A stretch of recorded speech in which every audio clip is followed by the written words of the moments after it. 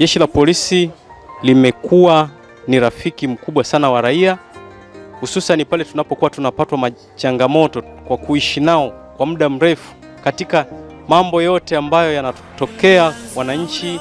Changamoto tunazozipata tumekuwa tukiripoti kwao na wamekuwa wakija kwa ajili ya kutatua matatizo mbalimbali. Kwa hiyo mimi kama raia wa Jamhuri ya Muungano wa Tanzania nimefika mahali hapa kutoa shukrani zangu za dhati sana na za pekee kwa jeshi hili la polisi ambalo limekuwa mhimili mkubwa wa kulinda amani.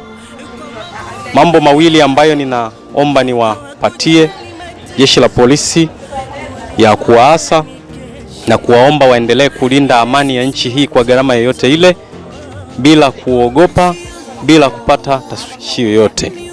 Lakini pia wananchi kuendelea kutunza amani na kuwa watulivu katika nchi yetu na kutunza rasilimali na kufanya kazi kwa weledi na uzuri.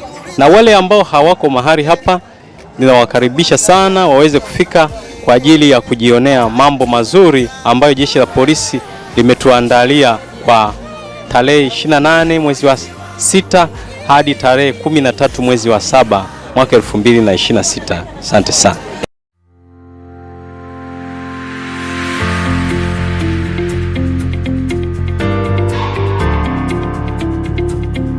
Hii ni Kubwa Kuliko.